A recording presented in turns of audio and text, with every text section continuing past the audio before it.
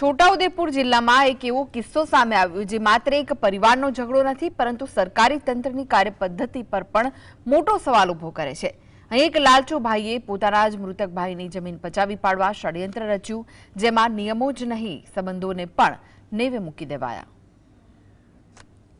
વર્તમાન સમયમાં જમીનની વધતી કિંમતોના કારણે લોહીના સંબંધોમાં તિરાડ પડતી હોવાના અનેક કિસ્સાઓ પ્રકાશમાં આવે છે, પરંતુ જ્યારે આ લાલચમાં સરકારી તંત્રની મર્યાદાઓનો ભંગ કરવામાં આવે ત્યારે તે માત્ર કૌટુંબિક ઝઘડો મટીને એક ગંભીર ગુનો બની જાય છે। છોટાઉદેપુર જિલ્લાના સજોડ ગામે બનેલી ઘટના આનું વરવું ઉદાહરણ છે। આ કિસ્સામાં સબુરભાઈ રાઠવા નામના વ્યક્તિએ પોતાના જ મૃતક ભાઈ બાલાભાઈની જમીન પચાવી પાડવા માટે અત્યંત ચાલાકીપૂર્વક નકલી દસ્તાવેજોનો સહારો લીધો।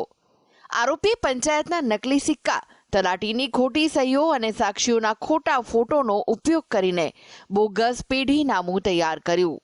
સૌથી આઘાતજનક બાબત એ હતી કે મૃતક ભાઈની પત્ની અને પુત્ર હયાત હોવા છતાં તેમને કાગળ પર અસ્તિત્વ વગરના કરી દઈ મૃતકને અપરિણિત દર્શાવવામાં આવ્યા।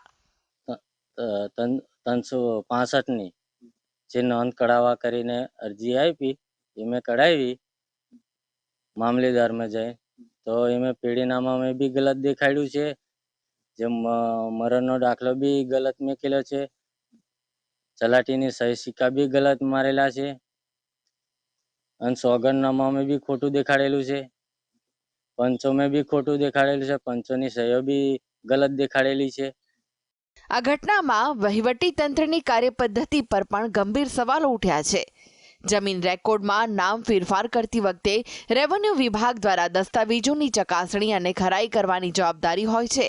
135ડીની નોટિસ અને તલાટીની મુલાકાત છતાં ખોટી સહીઓ ધરાવતા કાગળોના આધારે 17(12) અને 8(a)માં આરોપીનું નામ ચડી ગયું। ગ્રામ પંચાયતના તલાટીએ પોતે સ્વીકાર્યું છે કે આ દસ્તાવેજો અને સહીઓ સંપૂર્ણપણે નકલી છે। રેવન્યુ તલાટી પાસે જઈ અમે આ નોંધના અસલ કાગળો ત્યાં ખાતરી કરતા ત્યાં જે પેઢીનામું બનેલ હતું, જે ગ્રામ પંચાયત કચેરીનું રેકર્ડ જોતા અમે ગ્રામ પંચાયત કચેરીથી આપેલ નથી। તદુપરાંત એમાં જે સહી સિક્કા છે, જે સિક્કા खोटा करेल છે, એને મેनिपुलेट કરવામાં आवेल છે।